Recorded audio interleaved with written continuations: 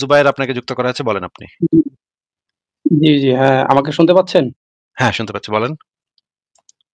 আমি বাংলাদেশ থেকে বলছি, কুমিল্লা থেকে। আচ্ছা, কোথা থেকে বলতে হবে না, বলেন জি, তাহলে। আমি আ অনেক আগে থেকেই আপনার ভিডিও দেখেছি এবং ইদানিং মানে ১ সপ্তাহ যাবৎ একটু বেশি দেখতেছি এবং আপনার সাথে জয়েন হওয়ার খুব ইচ্ছা ছিল। তো এটা আল্লাহর রহমত যে আপনার সাথে যুক্ত হতে পেরেছি। তো বিষয়টা অবশ্যই, হলো ১ম অবশ্যই আমার আল্লাহর রহমত। কয়েকটা আল্লাহর রহমত না করলে তো যুক্ত হতে পারতেন না। আচ্ছা, ঠিক আছে। ঠিক আছে। তো আমার প্রশ্নটা হলো যে আপনি তো একজন আ সম্পূর্ণ নাস্তিক বা এথিস্ট বা আ স্রষ্টা অবিশ্বাসী মানুষ হিসেবে নিজেকে দাবি করেন। এটা আমার কোনো সমস্যা নাই। তো বিষয়টা হলো যে আস্তে। আ আপনার সমস্যা, আপনার ব্যক্তিগতভাবে সমস্যা নাই নাকি একজন মুসলমান হিসেবে আপনার সমস্যা নাই? আপনি কি একজন মুসলিম ভাই? হ্যাঁ, আমি একজন পরিপূর্ণ মুসলিম, একজন কিন্তু ইসলামের গবেষক এবং বর্তমান পরিবেশ বিজ্ঞান, এনভায়রনমেন্ট সায়েন্স নিয়ে আচ্ছা, লেখাপড়া এত কিছু করতেছি জিজ্ঞেস করতে, আইইউসি তে। এত কিছু জানতে চাচ্ছি না ভাই। আপনি আপনি বললেন যে আপনার কোনো সমস্যা নাই। কিন্তু আপনার ইসলাম কি এই জিনিসটা আপনাকে শিখিয়েছে যে কেউ ইসলাম থেকে নাস্তিক হয়ে গেছে, এতে কোনো সমস্যা হুম। নেই। এটা কি আপনি ইসলাম থেকে এই জিনিসটা জেনেছেন নাকি এটা আপনার ব্যক্তিগত মতামত? না, এটা আমার ব্যক্তিগত মতামত। আচ্ছা, কিন্তু ইসলামে তো এই ধরনের ব্যক্তিগত মতামত দেওয়ার কোনো সুযোগ নাই। ইসলাম আপনাকে যেই শিক্ষা দিয়েছে, নবী আপনাকে যেই হুকুম দিয়েছে, কোরআনে যেটা বলা আছে, আপনাকে তো সেইটা বলতে হবে একজন মুসলিম হিসেবে। আপনার তো আচ্ছা, ঠিক আছে। তো ইসলামের সেটা বাইরে ঠিক যাওয়ার, আছে, সেটা একজন মুসলিম ঠিক আছে, হিসেবে সেটা একজন, একটু কথা শোনেন, কথা জি, শোনেন। একজন মুসলিম জি হিসেবে বলেন, তো জি। ইসলামের হুকুমের বাইরে কিছু করার বা বাইরে কিছু যাওয়ার কোনো এখতিয়ার তো মুসলিমদেরকে দেয়া হয় নাই। আপনি তো হ্যাঁ, বলতে দেওয়া পারেন হয়নি। না যে আপনি একজন মুমিন মুসলমান হিসেবে, একজন মুমিন ব্যক্তি হচ্ছে নাকে দড়ি বাঁধা উটের মতো।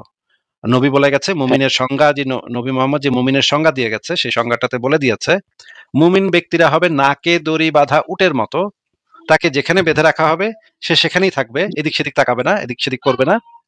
এবং নবী মোহাম্মদ এবং আল্লাহ পাক নবী মোহাম্মদ এবং হিদায়াতপ্রাপ্ত খুলাফায়ে রাশিদিন যেই হুকুম দিয়ে গেছে, সেই হুকুমকে উটের মতো, উট যেভাবে দড়ি কামড়ে ধরে ভেতরের দাঁত দিয়ে কামড়ে ধরে রাখে শক্ত করে, ঠিক সেইভাবে ইসলামের যে ঈমান আকীদা সেগুলা শক্ত করে ধরে থাকতে হবে। আপনি জি, বলতেছেন, ঠিক আছে। না আমি তো হ্যাঁ, বুঝলাম না ভাই, জি, আমাকে একটু বুঝায় দেন। মানে আমি তো জানি যে আচ্ছা, ঠিক ইসলামে আছে। বলা আচ্ছা, হয়, ঠিক আছে। ইসলামের আচ্ছা, ঠিক বিধান আছে। হচ্ছে, আচ্ছা, ভাই শোনেন। একটু আচ্ছা, কথাটা ঠিক আছে। শোনেন, আমি ভাই কথাটা শোনেন, ঠিক আছে জি, করে না, কথাটা একটু শোনেন, প্রশ্নটা আগে শোনেন।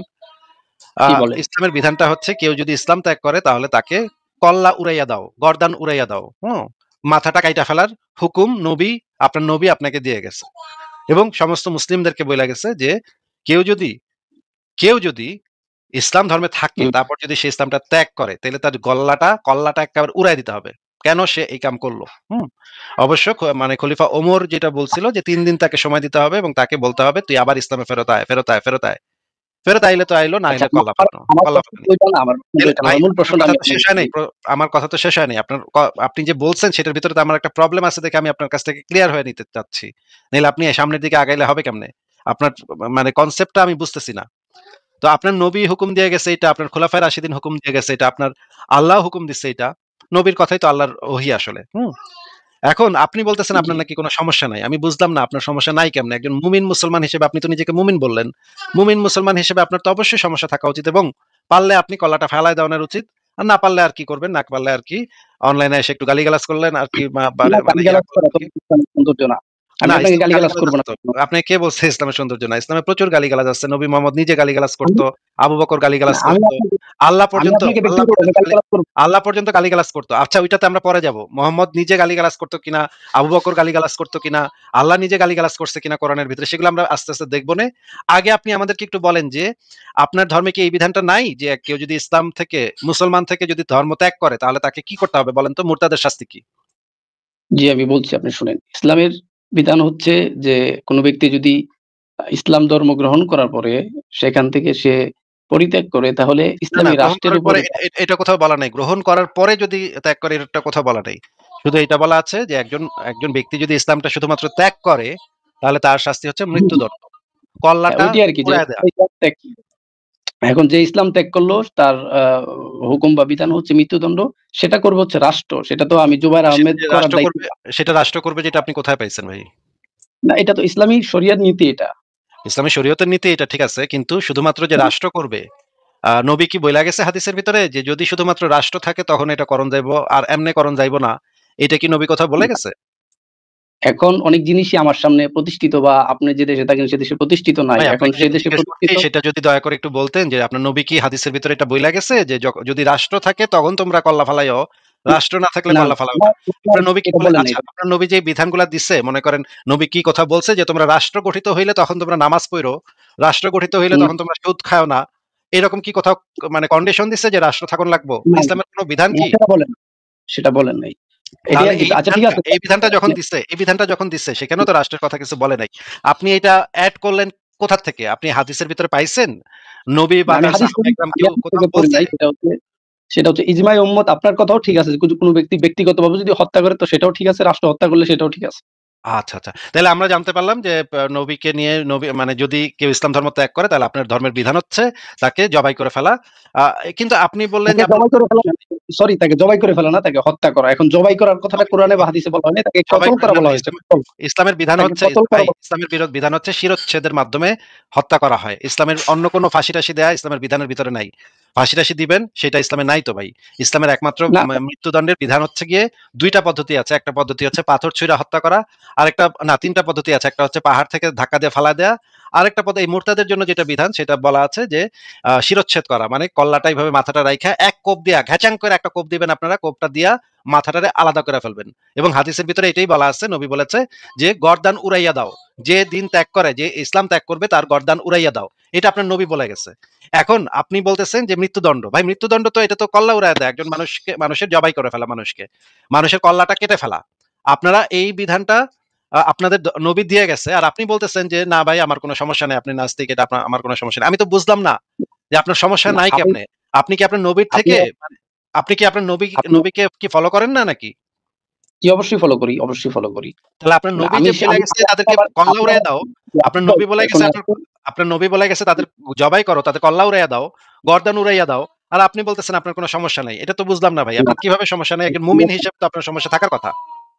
আমি আমাকে সময় দেন ১ মিনিট বা ৩০ সেকেন্ড, তাইলে আমি বলি। হ্যাঁ, বলেন। আপনি এই প্রশ্নের উত্তর দেন আর কিছু বইলেন না। এই জি, জি, প্রশ্নের হ্যাঁ, উত্তর। হ্যাঁ, এই প্রশ্নের উত্তরটাই দিচ্ছি। সেটা হলো আমি যে কথাটা বলছি সেটা আপনি বুঝতে ভুল করেছেন। আমি আমি এটা বুঝাতে চাচ্ছি যে আপনি দেশের বাহিরে আছেন। এখন আপনি যদি আস্তিক হন আর নাস্তিক হন, আপনাকে আমি বিচার তো করতে পারব না। করতে পারবো? ও আচ্ছা মানে আপনি চাচ্ছেন করতে কিন্তু করতে তো পারতেছেন না। মানে এটা মানে হাতের নাগালে নাই দেইখা করতে পারতেছেন না। কিন্তু আপনি তো বললেন সমস্যা নাই। এটা তো সমস্যা তো অবশ্যই না, আছে। না, মানে আপনি সমস্যা নিয়ে ভাই বলছি না। ভাই এখন এখন কথার কথা এখন তো আমি বলছি না। কথা বলতেছি। এখন আপনি আমার কথার মাঝখানে তাইলে কথা বলতেছেন কেন? আমি আপনার কথা শুনলাম আচ্ছা, না? জি, বলুন। জি, আপনি অবশ্যই তাইলে আপনার বলেন। মাঝখানে কথা বলতেছেন কেন? কোন সাউন্ড কইরেন না আমার সরি, কথার মাঝখানে।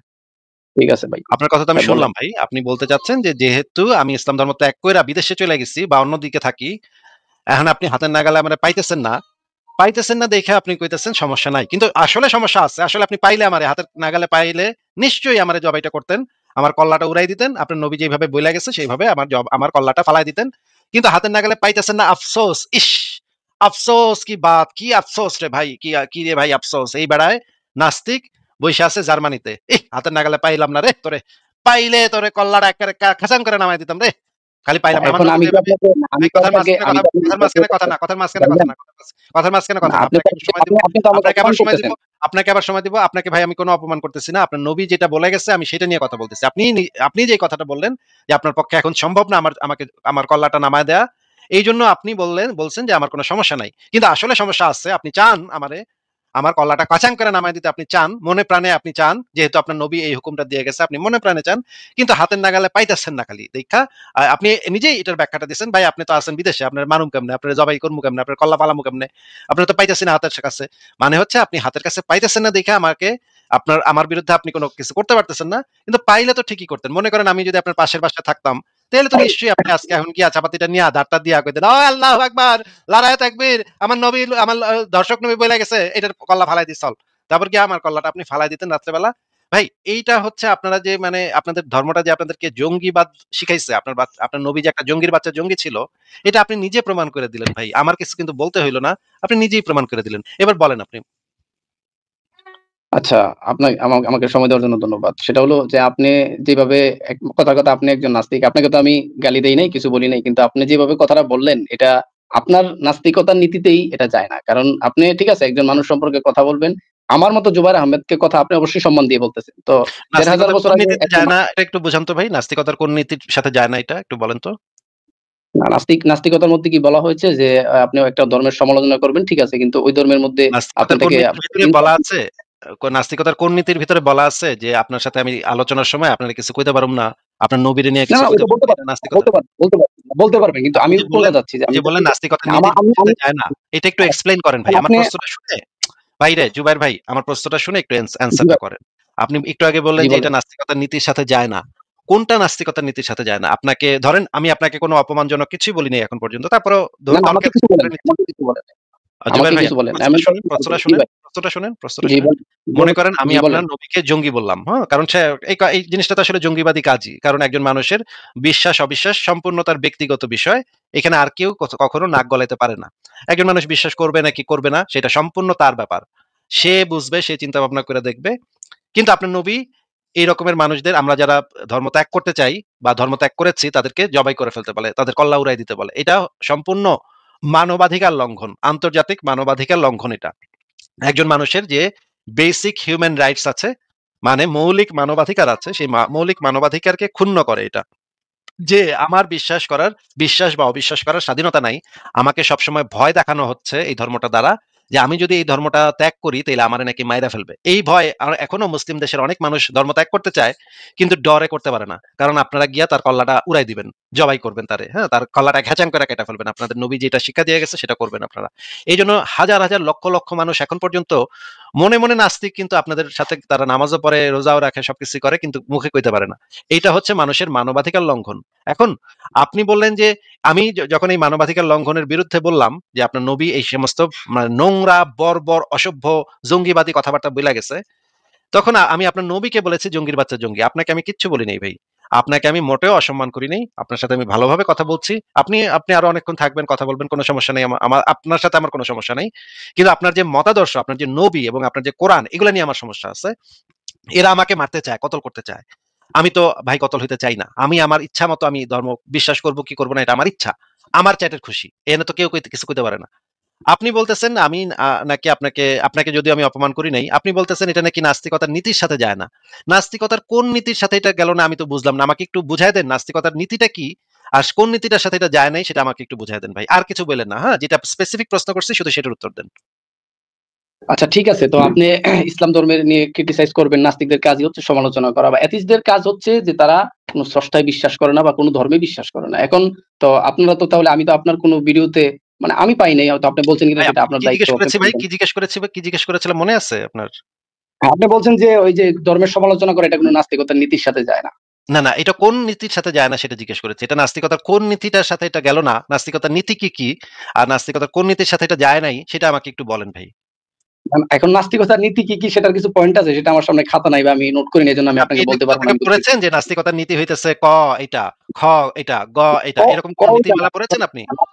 নাস্তিকদের কাজই হচ্ছে তারা সমালোচনা করবে। এতটুকু জানি আমি। নাস্তিকদের কাজই সমালোচনা করা এটাও ভুল কথা। নাস্তিকদের কেউ চাইলে সমালোচনা করতেও পারে, নাও করতে পারে। এটা তার ব্যাপার। অনেক নাস্তিক আছে যারা কিছুই করে না। তারা কিছু কয়ও না। কথাবার্তাই কয় না, লেখালেখিও করে না, কিছুই করে না। চুপচাপ থাকে।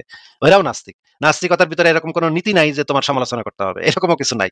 আপনি যে না, নাস্তিকতার নীতি বলতেছেন, সেই নাস্তিকতার নীতি এরকম কোথায় পাইছেন আপনি? এরকমের নীতিমালা তো আমি এত বাপের জন্মে এরকম নীতিমালার কথা শুনি নাই ভাই, নাস্তিকতার নীতিমালা। আমি এত বছর এখন ধরে নাস্তিক। এত বছর ধরে নাস্তিক আমি। নাস্তিক মোটামুটি আমি প্রায় ২৯ বছর ধরে নাস্তিক আমি, হ্যাঁ? আমি বাংলাদেশের সবচাইতে বড় নাস্তিকগুলার নাম বললে আমার নাম বলতে হইব। হ্যাঁ? এটা কোন উপায় নাই। সারা বাংলাদেশের মানুষ আমার নাম জানে। মানে ২০১৩ সালের গণজাগরণ মঞ্চ সম্পর্কে যারা জানে, প্রত্যেক ব্যক্তি আমার নাম জানে। ১০ লাখ লোক আমার নামে মিছিল করছে ভাই। আমি এত এই রকমের একজন নাস্তিক, আমি এখন পর্যন্ত নাস্তিকতার নীতিমালা পাইলাম না কোথাও। আপনি কইতেছেন নাস্তিকতার নাকি একটা নীতিমালা আছে, সেই নীতিমালার সাথে তাহলে নাকি আমার কোন তাহলে একটা আপনি বলেন যে কথাটা শুনেন ভাই। নাস্তিকতা কাকে বলে? প্রশ্নটা একটু শুনেন ভাই, প্রশ্নটা একটু শুনেন। আপনি বলতেছেন যে এইটা আমার কোন একটা কথা নাকি নাস্তিকতার নীতিমালার সাথে যায় না। আর নাস্তিকতার নীতিমালা আছে এইটাই তো আমি জানতাম না। এতগুলা বছর আমি নাস্তিক। এতগুলা বছর ধরে আমি হাজার মানুষ আমার আমার মানে কারণে নাস্তিক হয়ে গেছে। সেটা লাখখানেকের উপরে হয়ে যাবে সেটা সংখ্যা হিসাব করলে। আর আপনি আজকে আমারে কইতেছেন যে আমি নাকি নাস্তিকতার নীতিমালাই তো আমি এখন পর্যন্ত জানলাম না ভাই। আপনি আমাদেরকে একটু বলেন তো ভাই যে নাস্তিকতার এই নীতিমালা এটা আপনি কোথায় পাইছেন? কোন বইতে পড়ছেন একটু বলেন তো? এখন নাস্তিকতা তাহলে কাকে বলে? সেটা আপনি একটু আমাকে বলতে হবে। আপনাকে আমি একটা জিনিস জিজ্ঞেস করেছি। আপনি যদি না জানেন, তাইলে আপনি বলবেন যে, "ভাই এরকম কোন নীতিমালা আমি জিন্দেগিতে পড়ি নাই।" সেটা আগে বইলা নেন। তারপর তো নাস্তিকতা কাকে বলে, নাস্তিকতার নীতিমালা আছে নাকি নাই সেটা নিয়ে কথা বলবো আমরা পরে। আগে একটু বলেন যে আপনি নীতিমালা কি কোথাও পাইছেন এরকম? আমি তো বাপের জন্মে শুনি নাই ভাই এরকম নীতিমালা। না, আমি আপনাদেরই লেখা বা আপনাদের এই অ্যান্টি ইসলামের যেই লেখাগুলো রয়েছে সেগুলো আমি পড়েছি। সেগুলোর মধ্যেই কিছু লেখা আপনাদের হ্যাঁ, পক্ষে বা বিপক্ষে আমি সেটার দেখেছি। ভিতরে কোন জায়গায় লেখা ছিল এই যে নাস্তিকতার নীতিমালা হইতেছে এইটা ১ নম্বর ১ নীতিমালা ১ তোমরা সেটা অমুকটা করিও সেটা না। লেখক বলছে। নীতিমালা সেটা ২ সেটা লেখক ভাই, বলছে। সেটা তো আর আপনি জুবাইর ভাই, নাতি-নাতি কথা। জি, জি জুবাইর ভাই বলেন। আপনি কোথায় পাইছেন এই জিনিসটা? যে নাস্তিকতার নীতিমালা নাম্বার ১ তোমরা অমুকটা করিও না। নাম্বার ২ তোমরা তমুকটা করিও। এরকমের না নীতিমালা আপনি পৃথিবীতে নাস্তিকদের কোন নীতিমালা অ্যাকচুয়ালি নাই। কিন্তু যিনি লেখক বা বইয়ের মধ্যে তিনি লিখেছেন যে নাস্তিকদের এইভাবে আপনি সমালোচনা যে করা বললেন উচিত। আমাকে আমি সেটা বলব। আমার কোন একটা পয়েন্ট নাস্তিকদের নীতির সাথে যায় নাই বা নীতিমালা লঙ্ঘন করছে। তাইলে নাস্তিকদের নীতিমালাই তো এখন পর্যন্ত আমি পাইলাম না, হাতের সামনে পাইলাম না। এরকম কোন নীতিমালা আছে বলেও তো আমি জানি না ভাই। তাইলে আপনি আমারে কইলেন আমি আমারটা কথা নাকি কোন একটা কথা নাকি নাস্তিকতার নীতির সাথে লঙ্ঘন করছে, নীতিকে লঙ্ঘন করছে। তাইলে আপনি কথা কেন বলছিলেন ভাই? আপনি কি আমার ১ম প্রশ্নের উত্তরটা বুঝতে পারছিলেন যে আমি কেন বলছিলাম যে আপনি এই নাস্তিক হয়েছেন সেটা আমার কোন আসে যায় না। আমি কিন্তু পরে উত্তরটা দিয়েছিলাম। ওইটা বুঝতে পেরেছেন আপনি? ওইটা বুঝতে পারিনি। আপনার তো আপনি যখন একজন মুমিন মুসলমান তখন এই কথা বলার কোন উপায় আপনার নাই যে না একজন মানুষ মুসলমান থেকে আমি নাস্তিক আমি হইছে তো এটা নিয়ে ইসলাম আপনার কথা কোনো বলি নাই। প্রবলেম নাই। এই কথা আপনি বলতেই আপনি পারেন না। বলছেন যে না, আপনি বলছেন যে জুবায়ের ভাই আপনার মন চাইতেছে আমাকে এই হত্যা করার জন্য কিন্তু আপনি না, আপনার পারতেছেন না মন কারণ চাইতেছে আপনি আমি বলি নাই। আপনার মন চাইতেছে আপনি বলিনি। আপনি যে উত্তরটা দিছিলেন আপনি বলছেন যে যে ভাই ইসলামের আপনি তো প্রথম বিদেশে ইসলামের আছেন। প্রথম। ভাই আপনি বলছিলেন না জি। আপনি তো ভাই বিদেশে আছেন। আপনার এখন মানে করুম কেমনে? এইজন্য আমি হ্যাঁ, বলছি বলেছি। যে আপনার তার মানে হইতেছে এইটা যে আপনি আসলে চেষ্টা করতেন যদি কাছে থাকতাম তাইলে হয়তো চেষ্টা করতেন কিন্তু আমি দূরে আছি। পারতেছেন না এইজন্য আপনি আমার কল্লাটা উড়াইতেছেন না। সেই আলোচনা শেষ হয়ে গেছে ভাই। এখন আমি জিজ্ঞেস করতেছি নাস্তিকতার ওই নীতিমালাটা তো আপনি কোথাও পান নাই। তাইলে তার মানে তো আপনি কোন নীতিমালা তো এরকম পড়েন নাই। তাই না ভাই? হ্যাঁ, অবশ্যই। হ্যাঁ, তাইলে আপনি যে এখন তখন বললেন যে এটা আপনার এই কথাটা তো নাস্তিকের নীতির সাথে যাচ্ছে না। এই কথাটা আপনি ভুল বলছিলেন। না আপনি এখন শোনেন আমার লাইভে এসে এরকম ভুলভাল কথা বললে আমি কিন্তু প্রত্যেকটা পয়েন্টে ধরবো ভাই, হ্যাঁ? এই ধরনের ভুলভাল বলেন কথাবার্তা সমস্যা বললেন না। নেই।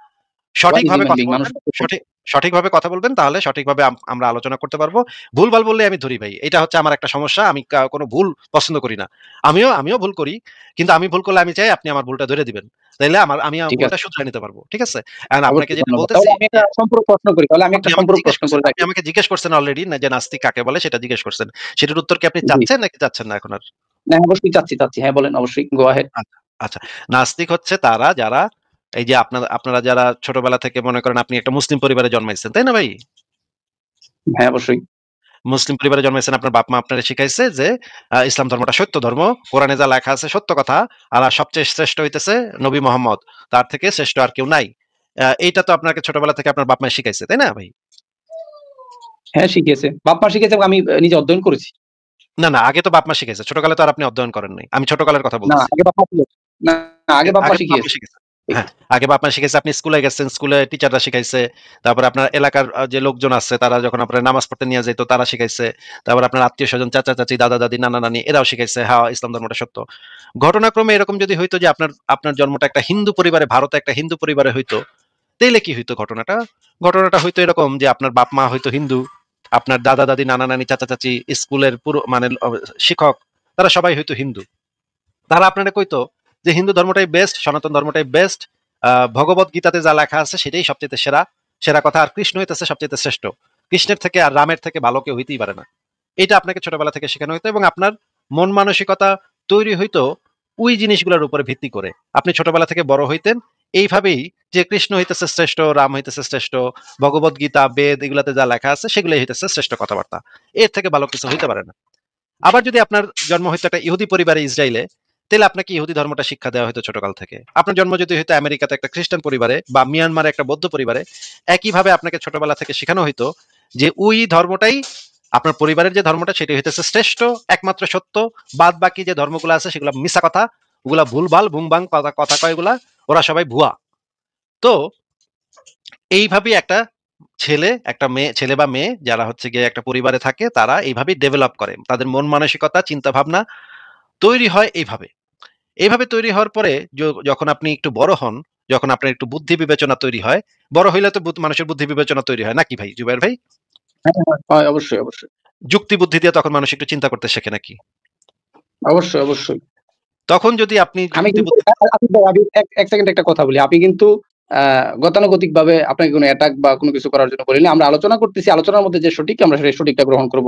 কথার কথা আমি হ্যাঁ, জুবায়ের আহমেদ পৃথিবীর কেউ দেখাতে পারে যে নাস্তিকতাই শ্রেষ্ঠ, নাস্তিকদের মাধ্যমে পৃথিবী পরিচালনা সম্ভব, পরকালে মুক্তি পাওয়া সম্ভব। ঠিক আছে, I will accept this ideology এবং হ্যাঁ, আমি যদি অবশ্যই, প্রমাণ করতে পারি তাহলে অবশ্যই। আপনি আসিফ মহিউদ্দিনও যদি নীতির মধ্যে থাকেন বা আপনি যদি বিবেকবান হয়ে থাকেন তাহলে আমি জুবায়ের আহমেদ যদি আপনাকে if I can prove you যদি আমি আপনাকে প্রমাণ করতে পারি তাহলে আপনারও উচিত সেই মতবাদটাকে গ্রহণ করা নাকি?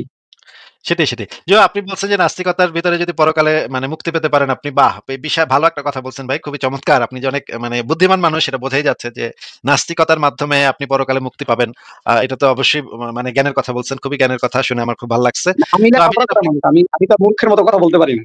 না, না, না। আপনি জ্ঞানের কথা বলছেন ভাই। খুবই জ্ঞানের কথা। আমার শুনে খুবই ভালো লাগছে যে মানে নাস্তিকতার মাধ্যমে আমরা কিভাবে পরকালে মুক্তি পাবো, জান্নাতে কিভাবে যাবো সেটা নিয়ে আমরা অবশ্যই আলোচনা করব একটু পরে। যে নাস্তিকতার মাধ্যমে আমরা কিভাবে জান্নাতের হুরগুলার সাথে সঙ্গম করতে পারবো এটা অবশ্যই আমরা আলোচনা করব ভাই। অসুবিধা নেই।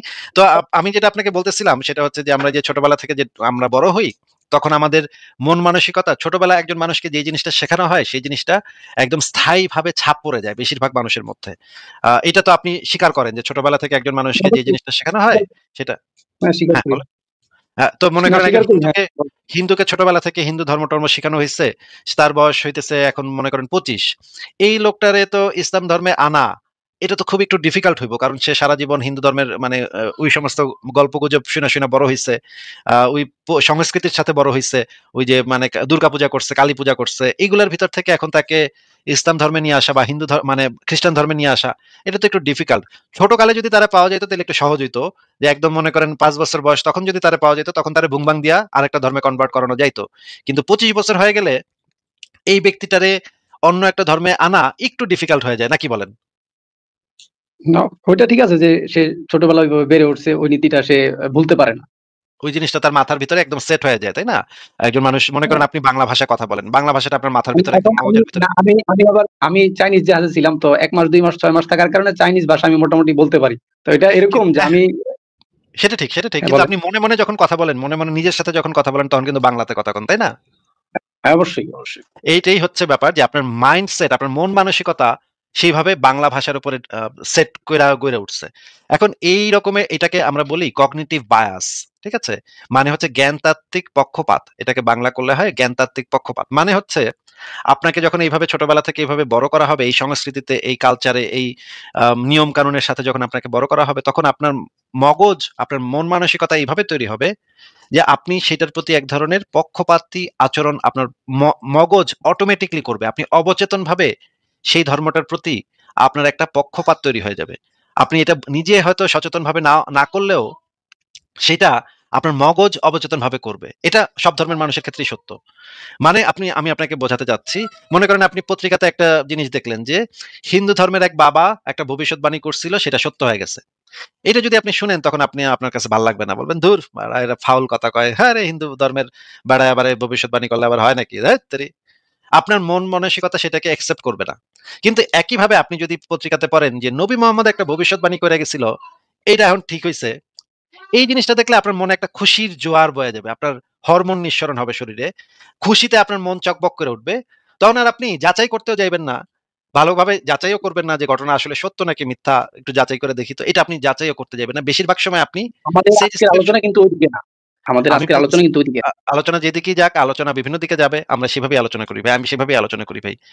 আপনি যখন এই নিউজটা দেখবেন যে দেলোয়ার হোসেন সাঈদী বা মিজানুর রহমান আজহারী কইতাছে যে নীল আর্মস্ট্রং সান্দে গিয়া আজান শুনছিল, আজান শুইনা মিশরে গিয়া ঘুরতে দেখে আজান শুনে আজান, তারপরে সে ইসলাম ধর্ম গ্রহণ করলো, কইলো আমি তো সান্দে গিয়া আজান শুনে আইছি, আমি তো সান্দে গিয়া শুনে আসছি আজান বাজতেছে। এই ওয়াজ যখন আপনি এখন শুনবেন তখন এখন আপনার বুকটা না ভইরা এখন যাবে। নীল আর্মস্ট্রং এর এই ঘটনা কিন্তু বিশ্বাস করা বা অবিশ্বাস করা এটা আমার কাছে অত্যন্ত ক্রুশিয়াল না। বা ইসলামের কাছে এটা না, অত্যন্ত আপনাকে তো ক্রুশিয়াল আমি না। সেটা বলি নাই তো। সেটা কোন ক্রুশিয়াল সেটা ব্যক্তি বলিনি যদি তো আপনাকে। আমি কোন ব্যক্তি যদি আপনাকে আমি উদাহরণ দিচ্ছি যে এই না জিনিসটা এখন যখন আপনি শুনবেন, এখন দিচ্ছেন কথার ঠিক আছে। মাঝখানে কথা বলেন না ভাই। এখন এটা কথার মাঝখানে কথা বলেন না ভাই। কথার মাঝখানে কথা বলেন না ভাই। কথাটা শুনেন। যখন আপনি এই জিনিসগুলা কোথাও থেকে শুনবেন বা পত্রিকাতে পড়বেন বা টিভিতে দেখবেন, তখন আপনার বুকটা বইরা যাবে খুশিতে। তখন আর আপনি যাচাই না করার প্রক্রিয়ার আমার বুক জ্বলবে না, কথার আমার বুক মাঝখানে জ্বলবে না। কারণ আমি তো কথার এভিডেন্স না মাঝখানে পাই আপনি না। আমি আপনার কথাটাকে সঠিক করে দিচ্ছি। কথার মাঝখানে বারবার কথা বলতেছেন, আপনাকে আমি একটু মিউট করে রাখি। এই ধরনের জিনিস যখন সাধারণ মানুষ শোনে তখন তারা খুশিতে এই জিনিসটা আর যাচাই করতে যায় না। তারা মনে করে ওয়াও এটা তো আমার ধর্মের পক্ষে কথা কইতেছে। এটা আবার যাচাই করতে যাওয়ার দরকার কি? যখন আপনি শুনবেন যে ফেরাউনের লাশ পাওয়া গেছে এটা নাকি কোরআনের সত্যতার প্রমাণ। এটা শুনে আপনার বুকটা ভরে উঠবে। ওয়াও! কত ভালো কথা দেখছো? ফেরাউনের লাশ পাওয়া গেছে ভাই। ফেরাউনের লাশ পাওয়া গেছে, এটা তো আমাকে ধর্ম তো তাইলে সত্য হয় প্রমাণিত হইল। এইটা শুনলে আপনি যাচাইও করতে যাইবেন না যে ঘটনা আসলে সত্য নাকি মিথ্যা, যাচাই প্রক্রিয়ার ভিতর দিয়ে যাবেন না। আবার যদি হিন্দু ধর্মের বা খ্রিস্টান ধর্মের সপক্ষে কিছু আপনি শুনেন, তখন আর আপনার ওইটা ভাল লাগবে না। তখন আপনি বলবেন, "ধুর ওরা মানে" তখন আপনি আবার যাচাই করে দেখবেন যে এই জিনিসটা তো যৌক্তিক না। এটা কি আসলেই যৌক্তিক নাকি যৌক্তিক না? আবার যখন আপনি ইসলামের একটা মানে কেচ্ছা কাহিনী শুনবেন যে আপনার নবী একটা বুরাকে চইরা ৭ আসমানের উপরে গেছিল, বা আপনার নবী আঙ্গুলের ইশারায় চাঁদরে ২ ভাগ করছিল। এইটা শুনলে আপনার তখন মনে হবে, ওয়াও! কি মজেজা! আল্লাহর কি মজেজা! কিন্তু একই টাইপের উদ্ভট গাঁজাখুরি কথা যখন আপনি হিন্দু ধর্মের গাঁজাখুরি কথা শুনবেন, যে ওগো একটা দেবতা আছে হনুমান, সেটা নাকি একবার সূর্যরে ফল ভাইবা খায়া ফেলতে নিছিল। এই কথা শুনে আপনি তখন খ্যাঁক, খ্যাঁক করে হাসবেন, বলবেন, "আহা! আহা! হিন্দুরা কত বলদ, হিন্দুরা কত কুসংস্কারাচ্ছন্ন, কত ওরা কি শিক্ষা-দীক্ষা পায় নাই? ওদের কি বুদ্ধি-শুদ্ধি নাই?" এটা তো যুক্তিতেও আসে না যে একটা বান্দর, পৃথিবীর একটা হনুমান, সে গিয়া সূর্যরে খায়া ফেলাইবে। এটা একটা অযৌক্তিক কথা। এটা একটা বিজ্ঞান বিরোধী কথা। এটা একটা কুসংস্কার। এটা একটা অশিক্ষিত মূর্খ মানুষের চিন্তাভাবনা। এইটা আপনি চিন্তা করবেন। কারণ কি? কারণ হিন্দু ধর্মটা আপনার ধর্ম না। আপনার ধর্ম যেইটা, সেই ধর্মের যে উদ্ভট জিনিসপত্র আছে সেটা আপনার কাছে খুবই যৌক্তিক বলে মনে হবে। আমাগো নবী তো আঙ্গুল দিয়ে ইশারা করলে ৭ ২ ভাগ হইতেই পারে। এর অসুবিধা কি? এটা তো আল্লাহর মুজিজা, আল্লাহর মানে কুদরত। আমার নবী মানে বোরাকে ছইড়া ৭ আসমানে যাইতেই পারে। এটা তো আল্লাহর কুদরত। কিন্তু অন্য ধর্মের উদ্ভট গাঁজাখুরি কথা শুনলে তখন আপনার মনে হবে যে, আরে ওরা কত কুসংস্কার, এগুলা বিশ্বাস করে, কত মূর্খ, হিন্দুরা কত মূর্খ, এই সমস্ত বিশ্বাস করে। এই যে আপনার ভিতরে যে এই ধরনের, আপনি যদি আজকে হিন্দু পরিবারে জন্মাইতেন, তখন আপনি আবার কইতেন, মুসলমানরা বিশ্বাস করে ওগো নবী নাকি চাঁদে ২ ভাগ করছিল। কি বলদ! ওরা কত বলদ, মুসলমানরা কত বলদ। যদি আপনার জন্মটা হিন্দু পরিবারে হইতো। তার মানে আমরা দেখতে পাইতেছি এই যে ধর্মটা মানুষের মন মানসিকতাকে কিভাবে প্রভাবিত করে, কিভাবে মানে কন্ট্রোল করে। এখন যে সেই প্রশ্নটা যে নাস্তিক কাকে বলে? নাস্তিক হচ্ছে তারা যারা সৃষ্টিকর্তা বা ঈশ্বর এই ধরনের কোনো কিছুতে বিশ্বাস করে না। নাস্তিক কিভাবে হয়? নাস্তিক হয় হচ্ছে গিয়ে নাস্তিকরা বেশিরভাগই একটা ধর্মের পরিবারে জন্মগ্রহণ করে, এবং তখন তারা তাদের ধর্মটাকে নিরপেক্ষ দৃষ্টিকোণ থেকে যাচাই করার চেষ্টা করে। যে তাদের যে বাপ-দাদার ধর্ম সেটা আসলেই সঠিক কি সঠিক না। এইটা যদি তখন তারা যদি দেখে যে তাদের ধর্মটা সত্য না, তখন তারা তাদের ধর্মটা ত্যাগ করে অন্য ধর্মগুলো পড়ে। অন্য ধর্মগুলো পড়ে যদি দেখে একটাও সত্য না, তখন তারা সমস্ত ধর্ম ত্যাগ করে নাস্তিক হয়। নাস্তিক হতে হলে আগে একজন মানুষের এই বায়াসনেস বা এই পক্ষপাত, মগজ থেকে এই পক্ষপাত বিষয়টা সরাইতে হয়। তারপর নিরপেক্ষভাবে যাচাই করতে হয়। যাচাই করার পরে তখন একজন মানুষ আসলে একটা যৌক্তিক সিদ্ধান্ত নিতে পারে। এছাড়া কোনো যৌক্তিক সিদ্ধান্ত কখনো নেয়া সম্ভব না। এইবার জুবায়ের ভাই আপনি বলেন যে আপনি কি আমার প্রশ্নের উত্তর পাইছেন কিনা? না, আপনার প্রশ্নের উত্তর আপনি যে আপনার মতবাদ থেকে দিছেন সেটা আমি মানলেও আপনি সঠিক মনে করবেন, না মানলেও সঠিক মনে করবেন। সেটা কোন মূল বিষয় না। এখন বিষয় হলো যে আপনাদের হাতে যদি এই আচ্ছা, এবার আমার মহাবিশ্বটা, এই একটা প্রশ্নের পৃথিবী। উত্তর দেন। এবার আমার একটা প্রশ্নের উত্তর দেন। আপনার প্রশ্নের উত্তর তো আমি জি, দিলাম। বলেন। আপনি যে বললেন যে আপনি মানে পড়ালেখা করে মুসলমান হইছেন। এটা তো আপনি বলছিলেন একটু আগে, তাই না? হ্যাঁ, বলেছিলাম। আপনি কয়টা ধর্মগ্রন্থ পড়ছেন? ইসলাম ধর্ম ছাড়া কয়টা ধর্মগ্রন্থ পড়ছেন? আমি ইসলাম ধর্ম ছাড়া বাকি যে ধর্মগুলো রয়েছে, খ্রিস্টান ধর্ম মানে মেজর যে ধর্মগুলো রয়েছে, বিশেষ করে আমরা তো আমাদের দেশে খ্রিস্টান ধর্মের মানুষ দেখি, হিন্দু ধর্মের মানুষ দেখি, বৌদ্ধ ধর্মের মানুষ দেখি। এই ৩ টি বা এরকম আরেকটি জৈন ধর্ম বা শিখ ধর্ম বা আরো কিছু ধর্ম আছে আফ্রিকাতে বা বিভিন্ন জায়গাতে আপনার এই যেরকম আমি কয়টা ইয়াতে দেখেছি ধর্মগ্রন্থ সেটা হলো পড়ছেন? কয়টা ধর্মগ্রন্থ পড়ছেন? ধর্মগ্রন্থ A to Z আমি সবগুলো পড়ি নাই। জাস্ট শুধু A to মৌলিকত্ব Z জানার আচ্ছা, চেষ্টা করি। আচ্ছা প্রিন্সিপাল। A to Z পড়েন নাই। কয়টা ধর্মগ্রন্থ আপনি হাত দিয়ে ধরছেন, টাচ করছেন? এই তো আপনার এই খ্রিস্টান ধর্মের একটা কিতাব এবং হিন্দু ধর্মের একটা বাইবেল, কিতাব। বাইবেল পড়ছেন নাকি? হ্যাঁ, বাইবেল। বাইবেলের কয়টা খণ্ড? বাইবেলের আমি একটা খন্ডই পড়েছি, বেশি না। কি খণ্ড? খণ্ডটার নাম কি? কোন খণ্ডটা পড়েছেন? খন্ডটা ছিল আপনার এই আ seafarerদের জন্য ওল্ড মানে খণ্ড টেস্টামেন্টের কয়টা? একটা। খণ্ড কয়টা এবং খণ্ডগুলোর নাম কি, কি? না, খন্ড কয়টা ওইটা আমি জানি না। আমার সামনে আমি আপনার একটা শিপে ছিলাম। ওইখানে খণ্ড খ্রিস্টানদের খণ্ড একটা বই কয়টা এটাও নিয়েছি জানেন আমি না। সেখানে। খণ্ড কয়টা এটাও জানেন না। বাইবেলের বাইবেলকে টাচ করলে সর্বপ্রথম যে প্রশ্নটা হইতেছে, বাইবেলের ২ টা খণ্ড আছে। একটা খণ্ড হইতেছে ওল্ড টেস্টামেন্ট, একটা হচ্ছে নিউ টেস্টামেন্ট। এই নিউ বেসিক টেস্টামেন্ট নাম ইনফরমেশনটাও শুনেছি আপনি আমি। জানেন না। এই বেসিক না, ইনফরমেশনটাই জানি আপনি আমি জানেন আমি না। নাম জানি, জানি। তার মানে আপনি বাইবেলের কিছুই পড়েন নাই। আচ্ছা, বাইবেলের যদি ওল্ড টেস্টামেন্ট পড়ে থাকেন, বাইবেলের ওল্ড টেস্টামেন্টের ১ম ইয়াটা কি? ১ম অধ্যায়টা কি বলেন তো? ওইটা তো আমি মুখস্থ করি নাই বা ওইটা আমার কাছে না, না, এটা গুরুত্বপূর্ণ মনে হয় না। যেকোনো সাধারণ মানুষ জানে। ১ম অধ্যায়টা হইতেছে আ আ না, আমি যেটা পড়েছি আমি যেটা পড়েছি সেটা ভাই ইংরেজি ভার্সন ছিল। কথাটা একটু জাহাজের শোনেন, মধ্যে ছিল। কথাটা একটু শোনেন। ইংরেজি হ্যাঁ, ভার্সন বলেন, হোক, বাংলা বলেন। ভার্সন হোক একই থাকবে। জেনেসিস ইংরেজিতে বলে জেনেসিস, বাংলায় বলে আদি পুস্তক। ঠিক আছে? তার মানে হচ্ছে আপনি হ্যাঁ। কখনো বাইবেলটা ভালো করে এক পাতাও পড়েন নাই। আচ্ছা, বাইবেলের একটা ভার্স কি আপনি বলতে পারবেন যেটা আপনার মনে আছে? না আমার এখন মনে নেই। সত্য আচ্ছা, কথা একটা যেটা। ভার্সও আপনি বলতে পারবেন না। আপনি ওল্ড টেস্টামেন্ট পড়েছেন, ওল্ড টেস্টামেন্টের একটা ভার্সও কি আপনার মনে নাই? কি লেখা ছিল ওইটার ভিতরে? কি পড়ছিলেন? না, যা পড়েছিলাম সেটা হলো মানে আপনার এই মানে যেটাকে আপনি বললেন একটু আগে যে ওই যে মানে এটাকে তেমন প্রথমত আমি গুরুত্ব দেই নাই এবং এটাকে পড়েছি ঠিক এটার আছে, মধ্যে ইংলিশ গুরুত্ব ছিল দেননি। কিছু ঠিক আছে, ইংরেজি ঠিক আছে। কিছু ইংরেজি তাহলে হচ্ছে কিছু ইংরেজি বাইবেলের যে ৪ টা গসপেল আছে সেই ৪ টা গসপেলের লেখকদের নাম কি বলেন তো? একটা পড়েছিলাম গসপেল অফ জন। একটা বলতে পড়েছিলাম পারছেন। না মানে নাম আর আর শুনেছিলাম কি? আরকি। আর কি? আর ৩ টা বাকি ৩ টা? আরেকটা ছিল আরেকটা ছিল গসপেল অফ ম্যাথিউ। নাম আচ্ছা, শুনেছিলাম শুধুমাত্র। ২ টা হইছে আর? নাম আরেকটা আপনি শুনেছেন, যেটা পড়েন নাই? জেনেসিস বললেন এটারও নাম আচ্ছা, শুনেছি। পড়েন নাই। আচ্ছা, পড়েন নাই। নাম শুনেছেন কিন্তু পড়েন নাই। তার মানে তো আপনি তো বাইবেলটা কখনো মানে ভালো করে পড়া তো দূরের কথা, এক পাতাও আপনি পড়ছেন কিনা সন্দেহ। হয়তো এক পাতার হয়তো ১ টা ২ টা লাইন পড়ছেন। ভাই, একটা জিনিস যখন আপনি যাচাই করেন নাই, খ্রিস্টান ধর্ম সত্য কি সত্য না, সেই ধর্মগ্রন্থটা পড়েনই নাই। তার মানে তো আপনি যাচাই করেন নাই আসলে। যাচাই করাটা তো আপনার পক্ষে সম্ভবই না। যদি আপনি বাইবেলটা না পড়েন তাইলে তো আপনার পক্ষে সম্ভব না যে, মনে করেন আপনি সারা জীবন একটা দোকান থেকে দুধ কিনেন, আপনার ১৪ গোষ্ঠী ওই দোকানের দুধই খায়। এখন আপনি কইতেছেন ওই দোকানের দুধই সর্বশ্রেষ্ঠ দুধ। অন্য কোন দোকানের দুধ আপনি জীবনে খানও নাই। তাহলে আপনি কেমনে বলতে পারেন যে এই দোকানের দুধ সর্বশ্রেষ্ঠ দুধ, বলেন তো ভাই? না, আমি তো দুধের কথা তো বলি নাই যে দোকানের দুধ সর্বশ্রেষ্ঠ। আপনাকে আমি এই দুধের কথাটা উদাহরণ হিসেবে জিজ্ঞেস করছি যে আপনি একটা দোকান থেকেই সারা জীবন দুধ কিনছেন, আপনার বাপ দাদা ১৪ গোষ্ঠী ওই এক দোকান থেকেই দুধ কিনছেন, অন্য কোন দোকানের দুধ আপনি মুখে কখনো টেস্টই করেন নাই। এই রকমের একজন ব্যক্তির পক্ষে কি বলা সম্ভব যে ওই দোকানের দুধটাই সর্বশ্রেষ্ঠ দুধ? না এটা সে কেন বলবে? সে তার আরো ১০-১২ টা দোকান চেক করা উচিত।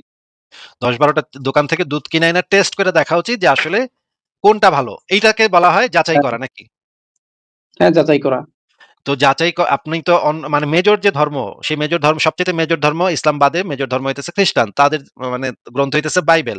সেই বাইবেলটাই আপনি কখনো পাতা খুইলা এক পাতাও পর্যন্ত পড়েন নাই। তাহলে আপনি তো কোনো যাচাই বাছাই প্রক্রিয়ার ভিতর দিয়ে যান নাই ভাই। তাইলে তার মানে তো আপনি আপনার যে বাপ-দাদার ধর্মটা, সেই ধর্মটা আপনার বাপ-দাদা আপনারে কইয়া দিছে, আপনি কইছেন, "হ, এটাই তো আমাগো ধর্ম। আমরা তো মুসলমানের পোলা, আমি তো মুসলমান।" এইজন্য আপনি মুসলমান হইছেন। তো আপনি যে একটু আগে বলতেছিলেন যে, "আমি তো খুব পড়ালেখা করে ইসলাম ধর্ম গ্রহণ করেছি।" কথাটা মিথ্যা না, কথা ইসলাম বলেছেন ধর্ম আপনি। নিয়ে লেখাপড়া করেছি কিন্তু অন্য ধর্ম নিয়ে লেখাপড়া করি নাই। আপনার কথা শুনে এখন থেকে করব সমস্যা নাই তো। না, আপনি তো অন্য ধর্মগ্রন্থ না করলে তো আপনি ইসলাম ধর্মটা যাচাই করেন নাই। তাইলে তো আপনি আপনার ধর্মটা শুধুমাত্র আপনার ধর্মটাই পড়ছেন। মানে আপনি ওই একই দোকানের দুধ বেশি করে খাইছেন আরকি। মানে সারাদিন ধরে ওই একই দোকানের দুধ খাইছেন। কিন্তু আপনি তো এই সেই এক দোকানের দুধ খায় তো এইটা বলতে পারবেন না যে অন্য দোকানের দুধগুলা ভুয়া দুধ। আচ্ছা, ওরা পানি মিশায়। অন্য দুধগুলা পানি মিশায় না দুধ। আমি যে দোকান থেকে কিনি সেই দোকানের দুধই একমাত্র খাঁটি দুধ। এটা তো আপনি কইতে পারবেন না ভাই। আপনার তো আগে অন্য দোকানের দুধও খাইতে হবে এটা বলতে হইলে, তাই না? না এখন আপনার সাথে তো আপনি তো আর খ্রিস্টানও না, মুসলিমও না। যদি আপনি খ্রিস্টান হতেন তাহলে আমি আপনার তার সাথে মানে তো আপনি ডিবেটে যাচাই আসতাম করেন না। নাই। তার মানে তো আপনি আমি পড়ছি। আমি বাইবেল পড়ছি। পুরাটা আমার পড়া আছে। আমি বেদ পড়ছি। ভগবত গীতার অধিকাংশ অংশ আমি পড়ছি। রামায়ণ, মহাভারত আমি পুরাটা পড়ছি। আমি ত্রিপিটকের খানিকটা অংশ পড়ছি। আমি ইহুদিদের যে ধর্মগ্রন্থ আছে সেগুলা তালমুদের কিছু অংশ আমি পড়ছি। আমি অনেকগুলা ধর্মগ্রন্থ সম্পর্কে মোটামুটি বলতে পারি। যদিও ইসলাম ধর্ম সম্পর্কে আমি সবচেয়ে বেশি পড়ছি, কিন্তু অন্য ধর্মগ্রন্থগুলা সম্পর্কে আমার মোটামুটি আইডিয়া আছে, জ্ঞান আছে। কাজ চালানোর মতো জ্ঞান আমার আছে। কারণ আমি যাচাই করে দেখছি যে ইসলাম ধর্ম সত্য নাকি অন্য ধর্মগুলো সত্য, এটা আমি যাচাই করে দেখছি। আপনি তো ভাই এই ধরনের কোনো যাচাই বাছাইয়ের মধ্যে দিয়ে যান নাই, তাই না? এখন আপনার দৃষ্টিতে কি মনে হয় খ্রিস্টান ধর্ম সত্য? সেটা তো কোন ধর্ম সত্য, ভাই আমার কাছে যদি মনে হইতো খ্রিস্টান ধর্ম সত্য তাহলে তো আপনি একজন খ্রিস্টানের সাথে এসে কথা বলতেন এখানে আইসা, তাই না? অবশ্যই, অবশ্যই, অবশ্যই, অবশ্যই। মানে বেকুবের মতো কথা বললেন না ভাই। বেকুবের মতো কথা না বললে বেকুবের কেমনে মতো হবে? কথা বলি নাই। এখন আপনি তো আপনার এটা তো নীতিতে চলে একেবারে, আসেন আমি আপনি আপনার আইসা নীতিতে শুরুতে এসে কইলেন আপনি নাস্তিক, এখন আবার কইতেছেন আপনি কি মনে করেন খ্রিস্টান ধর্ম সত্য। এগুলো তো একেবারে বেকুবের মতো কথাবার্তা ভাই। এত নিচে নাইবেন না, হ্যাঁ? কথাবার্তা একটু বুঝে শুনে বলেন। যেই কথাটা মুখ থেকে বাইর করবেন সেটা তো বুলেটের মতো। এটা তো আর ফেরত নেওয়া যায় না। এইজন্য একটু বুঝে শুনা মানে মুখটা খুইলেন, হ্যাঁ? আ ব একদম মানে টাইপের কথাবার্তা বললে আমার মেজাজ খারাপ হয় ভাই। একেবারে বেকুবের মতো কথা শুনলে আমার মেজাজ খারাপ হয়। আপনাকে আমি জিজ্ঞেস করছি যে ভাই আপনি তো তাহলে অন্য কোন ধর্মগ্রন্থ কখনো যাচাই করে দেখেন নাই। শুধুমাত্র ইসলাম ধর্মটা, আচ্ছা, কোরআনটা তো আপনি পড়ছেন, তাই না? নাকি ভাই? কোরআন পড়েছি। আচ্ছা, কোরআনের সূরা ফাতিহা কি কোরআনের অংশ নাকি অংশ না? এটা একটু বলেন তো। সূরা ফাতিহা কোরআনের অংশ কিনা অংশ না সেটা নিয়ে ইমামদের মধ্যে একতলাফ আছে বা আচ্ছা, মতবিরোধ আছে। মতবিরোধ আছে। তার মানে কোরআন সূরা ফাতিহা কোরআনের অংশ কি অংশ না এটা নিয়ে আ স মানে গোটা মুসলিম জাহান এই বিষয়ে মানে সিওর হইতে পারে নাই এখন পর্যন্ত যে ফাতিহা না অংশ নাকি সিউর, অংশ না সিউর, নাকি? সিউর, সিউর এখন না সিউর কোনটা আপনি সিওর? মানে কোনটা সিওর? বিষয়টা হলো কোনটা সিওর? না এখন অংশ নাকি অংশ না? এখন না, কোরআনের অংশ বলতে কেউ বলতেছেন যে সূরা ফাতিহাটা হচ্ছে সেটাই তো আমি পবিত্র কোরআনের উম্মুল বলতেছি, কোরআন। সেটাই তো আমি বলতেছি যে কেউ বলতেছে কোরআনের অংশ, কেউ বলতেছে কোরআনের একটা আয়াতেই বলা আছে, তোমাকে আমি পাঠিয়েছি কোরআন এবং মানে সূরা ফাতিহা ৭ আয়াত এবং কোরআন। এই এবং সূরা হিজরের মাঝখানে ২৭ দেয়া আছে। নম্বর আয়াতে বলা হচ্ছে। হ্যাঁ, এবং সূরা হিজরে মাঝখানে বলা দেয়া হচ্ছে। আছে। হ্যাঁ, এবং মাঝখানে দেয়া আছে। ওই যে ৭ আয়াত এবং কোরআন। মানে হচ্ছে এই দুটাকে আল্লাহ পাকই আলাদা করে বলছে যে তোমাকে আমি দিয়েছি ৭ আয়াত, সেই ৭ আয়াত এবং কোরআন। তার মানে এখন আলাদা করে এখন যেহেতু আমি তো বলছে এবং মাঝখানে ও দিয়ে বলছে, সেহেতু সূরা ফাতিহা তো কোরআনের অংশ না। আবার ওই সূরা ফাতিহা তো কোরআনের ভিতরেই আছে। ওসমান তো সেভাবে কোরআনকে কম্পাইল করছে। সূরা ফাতিহা দিয়ে তো কোরআনকে কম্পাইল করছে। এখন তার মানে হইতেছে কোরআনের অংশ, সূরা ফাতিহা কোরআনের অংশ নাকি অংশ না, এইটা নিয়ে আপনি নিজেই বললেন ইমামদের ভিতরে ইখতিলাফ আছে, মানে মতবিরোধ আছে। একেকজন একেক কথা সেই কইছে। একতলাফ সেই কেউ কইছে একতলাফটা এটা অংশ, কম্পালসরি না।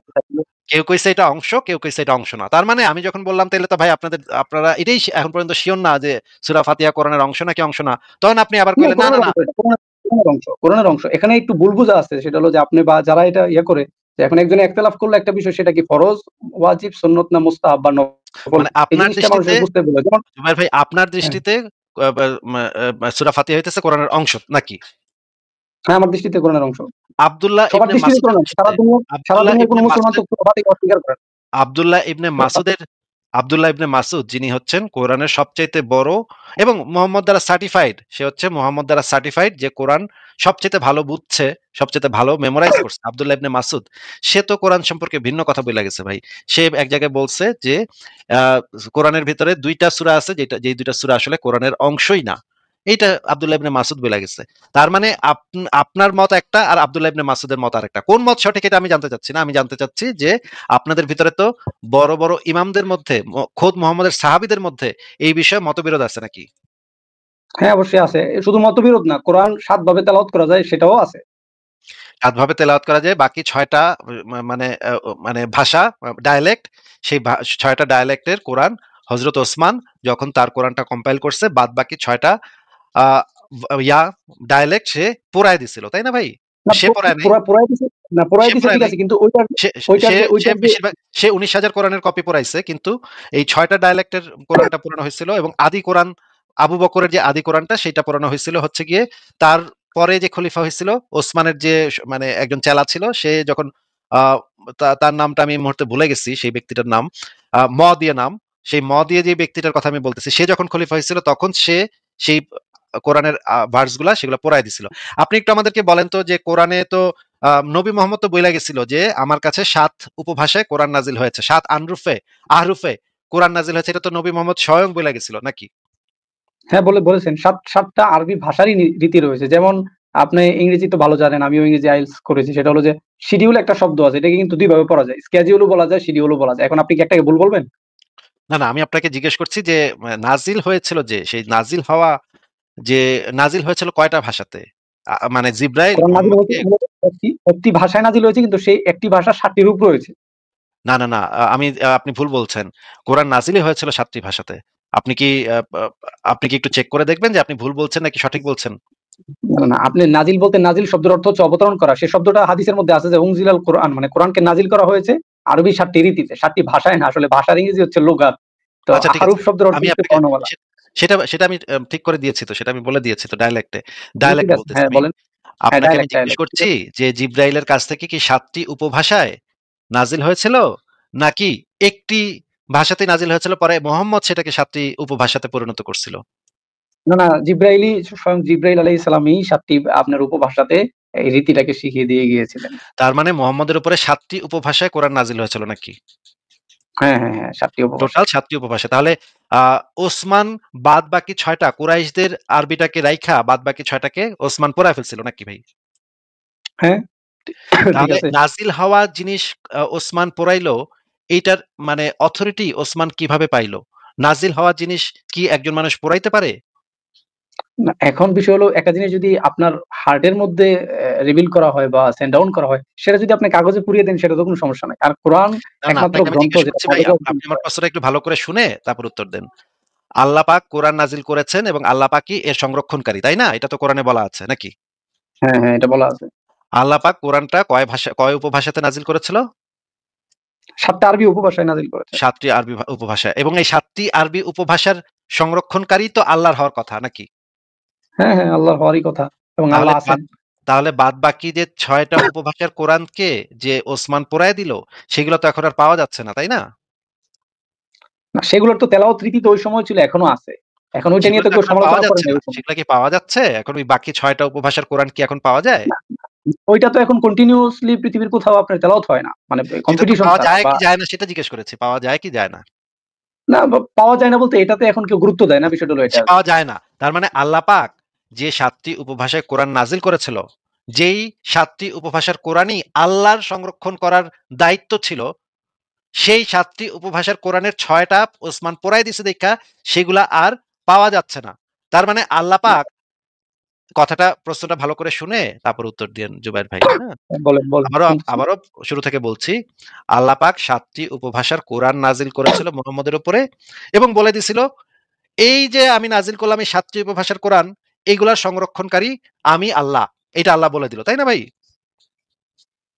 হ্যাঁ, তার সেই ৭ টি উপভাষার কোরআনের ভিতর থেকে ওসমান যখন ক্ষমতা পাইল তখন ৬ টি উপভাষার কোরআন পোড়ায় দিয়া কুরাইশদের উপভাষার কোরআনটাকে সংরক্ষণ করল। তার মানে ৬ টি উপভাষার কোরআন পুইরা গেল। সেগুলো আর সংরক্ষণ হইল না।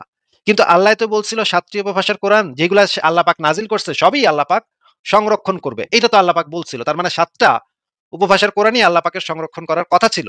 কিন্তু ওসমান এসা বাদবাকি ৬ টা উপভাষার কোরআন পোড়ায় দিল। এই কারণে আল্লাহ পাক যে বলছিল ৭ টি সব সে যা নাজিল করছে আল্লাহ পাক যা নাজিল করছে সেটাই সংরক্ষণ করবে আল্লাহ পাক নিজে।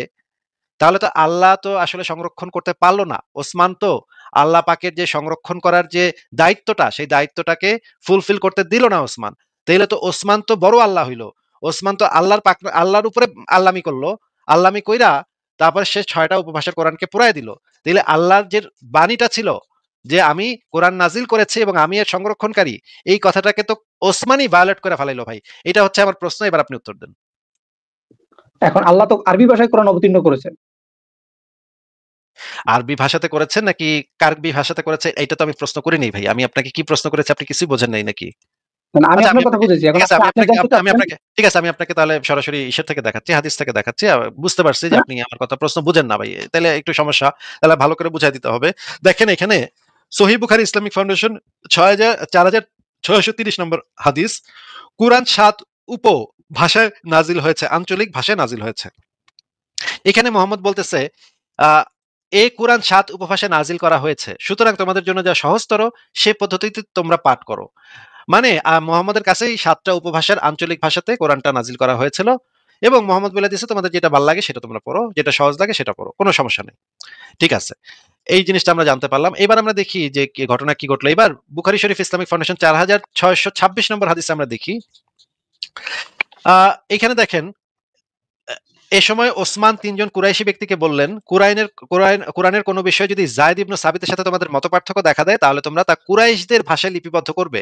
কারণ কুরআন তাদের ভাষায় অবতীর্ণ হয়েছে। এই কথাটা একটা ভুল কথা। ওসমান যেটা বলছে সেটা একটা ভুল কথা। কারণ কুরআন শুধুমাত্র কুরাইশদের ভাষায় লিপিবদ্ধ হয় নাই। কুরআন নাজিল হয় নাই। কুরআন নাজিল হয়েছে ৭ টি উপভাষায় যেটা মুহাম্মদ বলছে।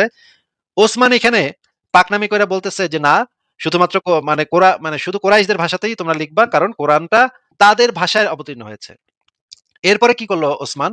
তারপর তিনি কোরআনের লিখিত মাসহাফ সমূহের একখান মাসহাফ এক এক প্রদেশে পাঠিয়ে দিলেন এবং এতদ ভিন্ন আলাদা আলাদা বা একত্রে সন্নিবেশিত কোরআনের যে কপি সমূহ রয়েছে তা জ্বালিয়ে দেওয়ার নির্দেশ দিলেন। মানে বাদ বাকি যে ৬ টা উপভাষার কোরআন বিভিন্ন কাগজে টাগজে লেখা ছিল সেগুলো ওসমানের নির্দেশে সেগুলো তখন পুড়ায় ফেলা হইল।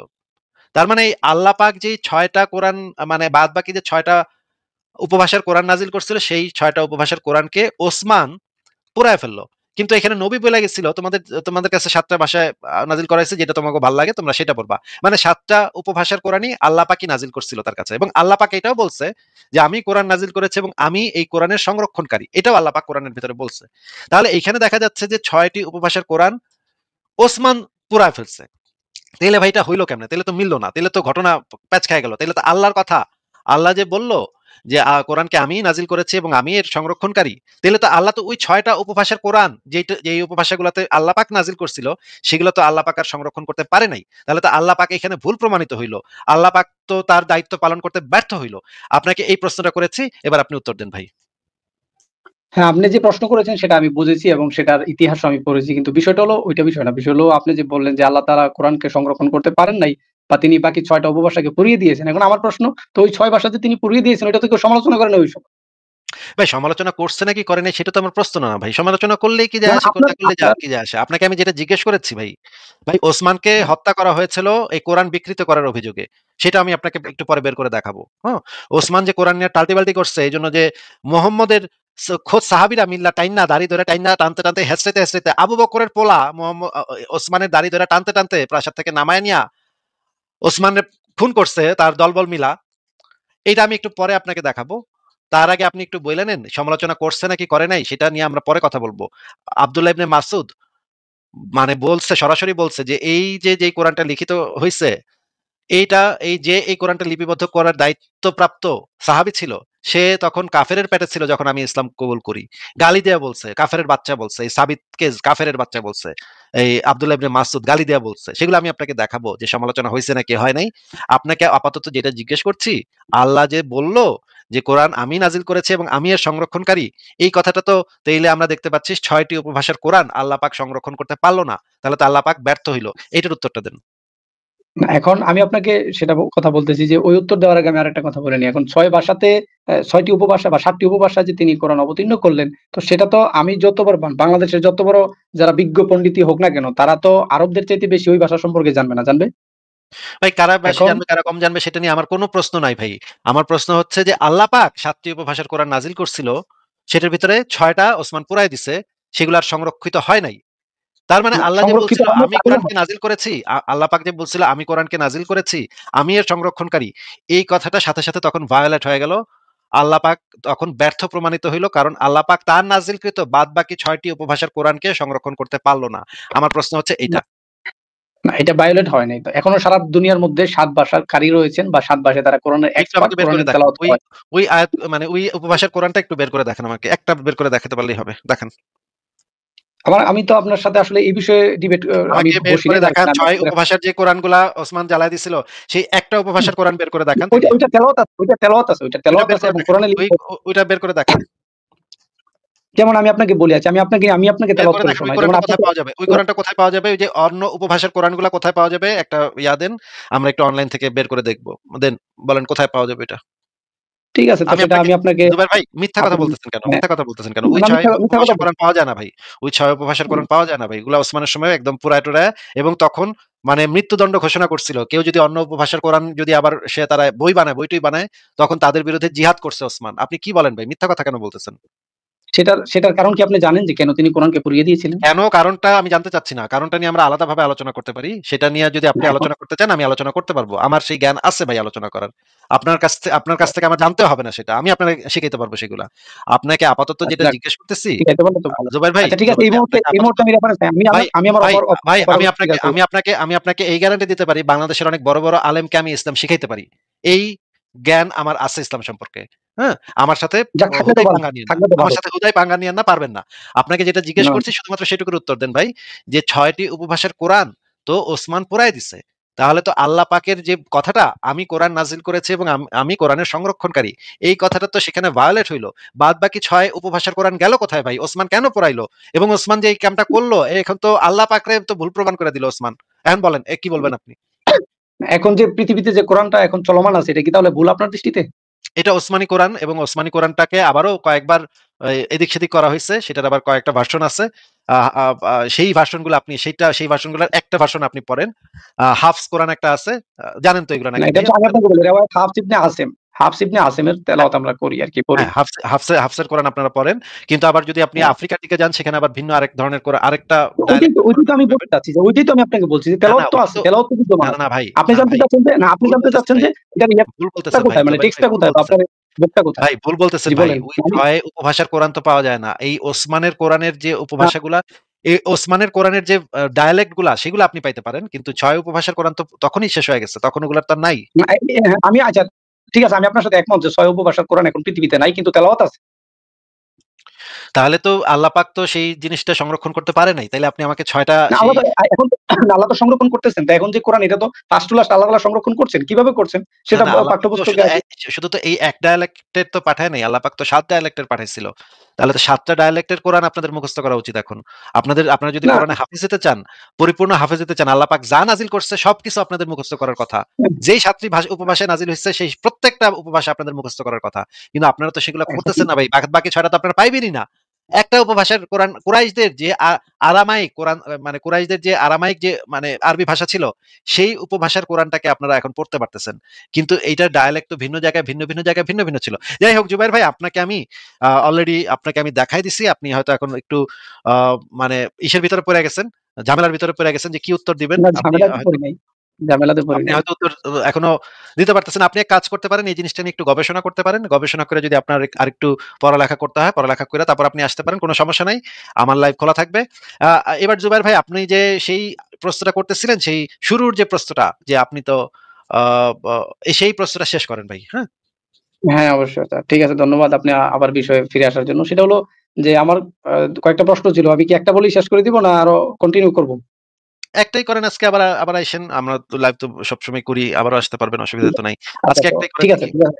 ঠিক আছে ধন্যবাদ। এই একটা প্রশ্নই আপনাকে করি সেটার উত্তর দিয়ে আশা করি আপনি উত্তর দিবেন। তো সেটা হচ্ছে যে যেমন আমি বিয়ে করেছি আজকে ১ মাস হয়। তো এখন স্বাভাবিকভাবে বায়োলজিক্যালি বিয়ের তো ১০ মাস বা ৯ থেকে ১০ মাসের মধ্যেই তো বাচ্চা হয় নাকি?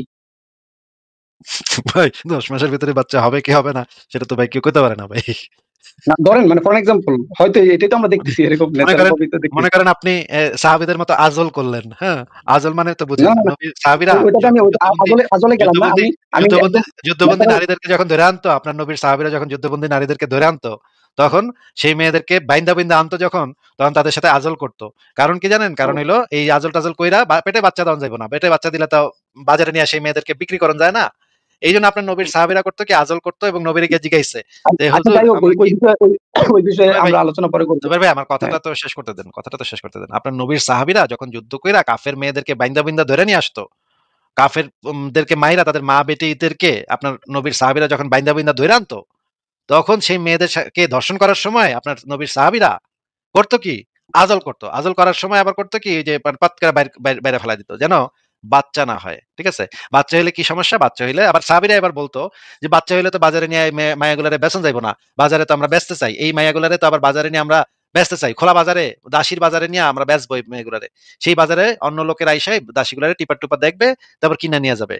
তারপরে আপনার সাহাবীরা এইজন্য নবীরা এসে জিজ্ঞেস করল যে, "নবী আমরা কি আজল করতে পারি?" তো নবী বলল, "আচ্ছা ঠিক আছে কর। অসুবিধা নাই। করতে পারো। দাসীদের সাথে করতে পারো সাজল।" তখন আপনার নবী এটার অনুমতি দিছিল যে আপনার সাহাবীরা যেন তাদের দাসীবান্দির সাথে বা যুদ্ধবন্দী নারীদের সাথে এই যে ধর্ষণ করার সময় এই আজল পদ্ধতি এপ্লাই করতে পারে। আপনি যদি চান তাহলে আমি সেই হাদিসগুলো আপনাকে বের করে দেখাতে পারি। তো না আমি যেটা দেখানোর আপনাকে প্রয়োজন বোঝাতে নেই। চাচ্ছি দেখানোর কোনো প্রয়োজন আমি আপনাকে যেটা প্রয়োজন নেই। বোঝাতে চাচ্ছি আপনি আপনাকে যেটা বোঝাতে চাচ্ছি, আপনি চাইলে আজলও করতে পারেন। চাইলে আপনি মানে কন্ডম যদিও আপনার ইসলাম ধর্মে হারাম। আপনি স্ত্রীর সাথে কন্ডম ব্যবহার করতে পারবেন না। কোন জন্ম নিয়ন্ত্রণ পদ্ধতি ব্যবহার করতে পারবেন না। তবে আজল করতে পারেন। একটা হালাল পদ্ধতি আছে। হালাল পদ্ধতিতে আপনি আজল করতে পারেন। তো ১০ মাসে বাচ্চা নাও হইতে পারে। এটা তো ভাই এটা তো অনেক কিছুর উপর নির্ভর করে। আপনার ওয়াইফের বয়স, তার আসলে আছে নাকি, বাচ্চা জন্ম দেওয়ার মানে ক্যাপাবিলিটি আছে নাকি, আপনার বাচ্চা জন্ম দেওয়ার ক্যাপাবিলিটি আছে নাকি, এগুলোর অনেক কিছুর উপর নির্ভর করে। আমি তো ভাই কইতে পারি না যে ১০ মাসেই বাচ্চা হইব কি হইব না বা ৯ মাসে। যদিও ১০ মাসের কথাটা একটা চালু কথা। এটার আসলে বৈজ্ঞানিকভাবে এটা সঠিক না। বাচ্চা সাধারণত হয় ৯ মাসের ভিতরে। ৮.৫ মাস বা ৯ মাসের মধ্যে বাচ্চা হয়ে যায়। আ আ এইটা মানে হিসাবটা করতে হয় যখন ওই পিরিয়ডটা হইছে তখন থেকে ওই হিসাবটা করতে হয়। মানে হচ্ছে গিয়ে গর্ভাশয়টা মানে হচ্ছে গিয়ে যে ডিম্বাণুটা যখন থেকে শুরু হইছে সেখান থেকে হিসাবটা করতে হয়। সেইটার হিসেবে ৮.৫ মাস থেকে ৯ মাসের ভিতরে বাচ্চা হইতে পারে। বলেন। আচ্ছা ঠিক আছে এখন আমার যে প্রশ্নে আমি চলে যাই সেটা হচ্ছে নাস্তিক জনাব আসিফ মহিউদ্দিন। মনে করেন যে একটি সন্তান সে ১০ মাস পরেই দুনিয়াতে আসবে। তো এখন দুনিয়াতে আসার আগে আমরা ডিবেট করতেছি। আপনি জানেন যে পৃথিবীতে এতগুলো দেশ আছে। আমি বাংলাদেশে বসে আছি, আপনি জার্মানি বসে আছেন, বার্লিন শহরে বা যেকোনো শহরে আছেন। প্রায় শত দেশ রয়েছে, সাগর রয়েছে, মহাসাগর রয়েছে, মহাবিশ্ব রয়েছে। এটা আপনি আমি জানি। কিন্তু একটা ছোট্ট বাচ্চা যখন সে দুনিয়াতে আসবে বা ১০ মাস আগে তার নাম সম্পর্কে আমরা জানি না, তার অর্গান সম্পর্কে আমরা জানি না। সে যখন ১০ মাস পরে কমপ্লিটলি একটা হিউম্যান বিইং হিসেবে বা মানুষ বুঝতে হিসেবে সে পেরেছি ভাই, বুঝতে পেরেছি এই ভাই। এগুলোর পৃথিবীর মধ্যে উত্তর ভাই বুঝতে পেরেছি ভাই। এগুলোর সেই উত্তর অনেক সে বছর আগে থেকে দেয়া আছে ভাই। হ্যাঁ? অনেক বছর আগে থেকে দেয়া আছে। এইজন্য আপনাকে না আমি এই লেখাটা একটু বের করে দেখাই ভাই। এগুলা না অনেক বছর আগের মানে এগুলা হচ্ছে আমি জমজ প্রবচন। ব্যক্তির কথা যখন বলতেছি না। ছিল জনাব আসিফ সাহেব আমার কথাটা ভাই আপনি প্রশ্নটা শেষ করেন এরপর আপনি দেখান। আমার ভাই আমার প্রশ্নটা মনে শেষ করি আমি। আমার মনে হচ্ছে যে আপনি এইটাই বলবেন, এই যে যমজ বাচ্চাদের না, যুক্তিবাদী না, না, কথা। আমি এটা বলব না। যমজ বাচ্চার যুক্তি পেটের কথা বাচ্চা আমি কেমনে কথা বলব। আপনি আমার পেটের বাচ্চা কেমনে জানবে যে বাইরে একটা দুনিয়া আছে? এই টাইপের একটা কথাবার্তা বলবেন আপনি। আপনার কথা শুনে আমার বোঝা শেষ। আমি এইটা নিয়ে বহু বছর আগে এই সমস্ত মানে বাচ্চা পোলাপানের যুক্তির খণ্ডন করে রাখছি এখানে। একটু যদি আপনি সংশয়.com এ ঢুকে এই লেখাটা পড়ে নেন, এইখানে এই বিষয়ে পরিষ্কারভাবে বলা আছে। এবার বলেন। আচ্ছা, আপনি আজকে তাহলে আপনার ১ মিনিটে মতামত দিয়ে শেষ করেন। আপনার এখন বর্তমান মতামত কি? তাহলে যে এই একটা বাচ্চা আসবে ১০ মাস আচ্ছা। পরে, সেই একটা প্লান পৃথিবী, সেই প্লান পৃথিবী সম্পর্কে জানে না। তো মৃত্যুর পরে আপনি কিভাবে অস্বীকার করেন, বা আমি কিভাবে অস্বীকার করি যে পরকাল বলতে বা একটা জগৎ বলতে কিচ্ছু নাই? ভাই সেটা যদি পেটের বাচ্চা আমি পেটের বাচ্চা যে এই জিনিসটা বাইরে কি আছে না না আছে সেই জিনিসটা আপনি জানেন। আপনি জানার ফলে আপনি এমন একটা উদাহরণ ব্যবহার করতেছেন যেটা আপনি আপনার জ্ঞান থেকে জানেন। ঠিক আছে? এইটাকে কাজে লাগায় আপনি এমন একটা দাবি করতেছেন যেটা সম্পর্কে আপনার কোনো জ্ঞান আসলে নাই। ঠিক আছে? একইভাবে আমি যদি এটা বলি যে আল্লাহ পাক কি জানে যে আল্লাহ পাককে কাল্লা পাক নামক একজন স্রষ্টা সৃষ্টি করেছে? আল্লাহ পাক কেন এটা বিশ্বাস করছে না যে কাল্লা পাক আল্লাহ পাককে সৃষ্টি করেছে? এখন যদি মানে আপনি আমারে জিজ্ঞেস করেন, ভাই আল্লাহ পাকরে কেউ সৃষ্টি করছে এটার প্রমাণ কি? আমি বলব প্রমাণ দেখাবো না। কারণ হচ্ছে পেটের বাচ্চার মতো আল্লাহ পাকও একটা সত্তা, যে তার একটা দুনিয়াতে আছে। সে ভাবতেছে তার কোনো স্রষ্টা নাই। আপনার যে আল্লাহ পাক, আপনার যুক্তিটা আমি আল্লাহ পাকের উপর প্রয়োগ করতেছি। বুঝছেন? মানে হচ্ছে আমি বলতে চাচ্ছি আল্লাহ পাকের একজন স্রষ্টা আছে যার নাম হচ্ছে কাল্লাল্লাল্লাল্লাহ পাক। হ্যাঁ? এই কাল্লাল্লাল্লাল্লাহ পাক আল্লাহ পাককে সৃষ্টি করেছে। এখন এটার প্রমাণ কি? যখন আপনি আমার কাছে বলবেন যে, "ভাই এটা আপনি কই পাইলেন? এরকম কথার প্রমাণ কি ভাই?" তখন আমি বলব আপনাকে একই যুক্তি দেখাবো, যেই যুক্তিটা একটু আগে আপনি আমাকে দেখাইছেন যে, "ভাই পেটের বাচ্চা কি পেটের থাকা অবস্থায় জানে যে পৃথিবীতে কত কিছু হইতাছে না হইতাছে? এটা তো জানে না, তাই না? পেটের থেকে বাইরিলে তখন সে জানতে পারবো।"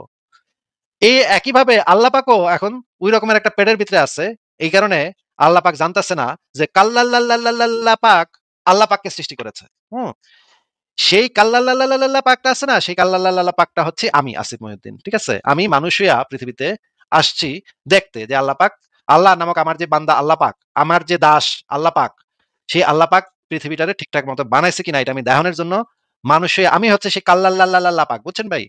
আমি এই পৃথিবীতে এসে দেখতেছি আল্লাহ পাক ঠিকঠাক মতো সবকিছু করতেছে কিনা। ঠিকঠাক মতো না করলে আল্লাহ পাক যখন মরবো তখন ওরে আমি জাহান্নামের নামে নিয়া এমন পিটামু আল্লাহরে বাইন্দা যে ও আর কানতে কিছু বাকি থাকবো না। আমি সেটা যদি যদি এই যুক্তি আপনার দেখাই, ক্ষমতা থাকে, জুবাইর ক্ষমতা ভাই আমি আপনি যদি এই যুক্তি জি। দেখাই, তাহলে কি আপনি আমার এই যুক্তিতে আ বিশ্বাস করবেন যে ভালোই তো যুক্তি দিছে আসিফ মহিউদ্দিন। সে হইতেছে কাল্লাল্লাহ পাক, যে হইতেছে আল্লাহ পাকের স্রষ্টা। আল্লাহ পাক যেমন পেটের বাচ্চা যেমন জানে না বাইরে পৃথিবী কি, আল্লাহ পাকও তেমনি জানে না যে তার একজন স্রষ্টা আছে। এই যুক্তি তো আপনি মানবেন না, তাই না? আমি নিশ্চিত যে আপনি এটা যুক্তি মানবেন না। আপনি কইবেন, "ভাই এটা এখন কেমন কথা কইলেন? এটা তো কোনো প্রমাণ নাই। হুদাই আপনি এই সমস্ত বানায় কইতেছেন।" ঠিক আসলে তো জুবাইর ঠিক। ভাই, আপনি তো ঠিকই। বানায় বলতেছেন ভাই। এটা তো হ্যাঁ, আর এটা মানা যায় না। ঠিকই। হ্যাঁ, আমি একদম বানায় বলতেছি ভাই। এই বিষয়ে কোনো সন্দেহই নেই আমি যে বানায় বলতেছি। আমি আপনার যুক্তিটা কেন একটা লোয়ার লেভেলের সুনাহাগা মার্কা যুক্তি সেটা বোঝানোর জন্য আপনাকে এই উদাহরণটা দিলাম। কারণ এই যুক্তিতে যদি আল্লাহ পাক প্রমাণ আপনি করতে চান, তাহলে একই যুক্তির কাঠামো ব্যবহার করে আমি আল্লাহ পাকের আরেকজন স্রষ্টা কাল্লাল্লাহ পাককে প্রমাণ করতে পারি। আপনি যদি এই যুক্তি ব্যবহার করে আল্লাহ পাককে প্রমাণ করার চেষ্টা করেন, তাহলে আমি এই একই যুক্তির কাঠামো ব্যবহার করে আল্লাহ পাকের আরেকজন স্রষ্টাকে প্রমাণ করার চেষ্টা করতে পারি। তখন তো আর আপনি এটা মানবেন না। কিন্তু যুক্তির কাঠামো তো আপনিও যেটা দিছিলেন, আমিও একই যুক্তির কাঠামো দিচ্ছি। যুক্তি তো সব ক্ষেত্রে সমান হবে ভাই। যুক্তি তো এক ক্ষেত্রে কাজে লাগবে, এক ক্ষেত্রে কাজে লাগবে না, এমন তো হইতে পারে না। আপনি যদি আপনার যুক্তির কাঠামো যদি এটা হয়, আপনার আর্গুমেন্ট যদি এটা হয়, তাহলে আপনার আর্গুমেন্ট দিয়ে আমি আল্লাহ পাকের একজন স্রষ্টা প্রমাণ করতে পারি। সেটা তো ভাই আপনি মানবেন না নিশ্চয়ই। তাহলে আপনার যুক্তিকে অন্যরা কেন মেনে নিবে এটা একটু বলেন। না, ঠিক আছে। আমি বলছি না যে যুক্তি মানার জন্য। আমি জাস্ট আপনার মতামতটাই জানতে চাচ্ছিলাম। ঠিক আছে ভাই, আপনাকে যেটা বলার বলে দিছি এবং লেখাটা লিখে রাখছি, একটু পড়ে দেখেন। আশা করি ঠিক আছে। আবারও কথা আরেকটা হবে প্রশ্ন, আপনার সাথে। জুবাইর ভাই আপনাকে তো আরেকটা আমি প্রশ্ন। কোনো ভাই জুবাইর ভাই আপনার সাথে তো ভালোভাবে আমরা কথা বলছি, তাই না? আপনি তো কথা বলার না, মতো আমিও কিন্তু আপনার সাথে ভালো ব্যবহার কথা বলেছি। আমি কিন্তু হ্যাঁ, আপনাকে কিছু অবশ্যই। ইনসাল্টিং কিছু বলিনি। অবশ্যই না, আপনি আমি আপনাকে বলেননি, আপনি খুবই আচ্ছা, সেটা ভদ্র মানুষ। সর্বশেষ একটা বিদায়ী সৌজন্যমূলক কথা বলে শেষ করতে চাই। আমিও বিদায়ী দিব। আপনিও, আপনার অনেক আরো দর্শক আছে তাদের সাথে কথা বলেন। সেটা হচ্ছে যে, মনে করেন যে আসিফ মহিউদ্দিনও মারা গেল, আমিও আমি চলে গেলাম, থাকবো না তো, এটা তো ভাই অস্বীকার এই করার কোনো প্রশ্নের উত্তর দেয়া ইয়া আছে নাই ভাই। যে এই প্রশ্নের উত্তর ভাই জুবায়ের ভাই আরেকটা প্রসঙ্গ না, আপনি তুলতেছেন। এটাকে বলা হয় প্যাসকেলের ওয়েজার, হ্যাঁ? আপনি একটু সংশয়.com এ ঢুকে প্যাসকেল লিখবেন, প্যাসকেল লিখে সার্চ করবেন। আপনি ওইটা একটু পড়ে নেন ভাই। এই প্রশ্নের উত্তর হাজার, হাজার বার দেয়া হইছে ভাই। আমার YouTube এ আলাদা ভিডিও করে রাখা আছে। এই আপনি এখন যেটা বলতেছেন সেটাও একটা আর্গুমেন্ট, একটা পুরনো আস্তিক্যবাদী আর্গুমেন্ট যে প্যাসকেলের ওয়েজার বলে যে যদি মইরা যাওয়ার পরে যদি দেখি আল্লাহ পাক খাড়ায় আছে, তাইলে কি করব ভাই? তাইলে তো ভাই আপনার তো কোনো এখন আপনি তো ভাই এখন পাড়ায় পড়বেন। আপনার সাথে আমি আমার তো দেখা ভাই হয়ে গেল, বেঁচে কথার যাবো। কথা। ভাই আপনি আপনার বলবেন সাথে যে আমার কথা হয়ে গেল। আপনি বলবেন যে ভাই আমি তো বাইচা যাবো আল্লাহ পাক আমি তো অন্ধভাবেই না হয় বিশ্বাস করছি কিন্তু আমি তো আল্লাহ বাইচা যাবো অন্ধ বিশ্বাস কইরা। কিন্তু আপনি তো ভাই নাস্তিক আপনি তো বাড়ায় পড়বেন। আল্লাহ তো আপনার মাইরা পিটা তক্তা বানায় দিব। এই প্রশ্নের উত্তরও ভাই হাজার, হাজার বার দেয়া হইছে। আপনি একটু কষ্ট করে সংশয়.com এ ঢুকে পড়েন অথবা আমার YouTube চ্যানেলে ঢুকে প্যাসকেল লিখে সার্চ করেন পাবেন।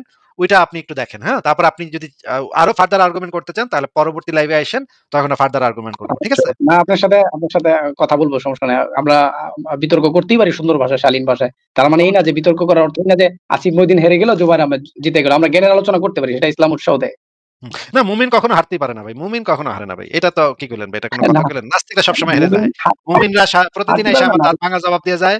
আমাকে হারায় দিয়ে যায়। এটা তো ভাই খুব স্বাভাবিক বিষয়। আমরা সবাই জানি। মুমিনরা অলওয়েজ সেটা জয়ী। হচ্ছে, ঠিক আছে? আমি ১ম বলেছি।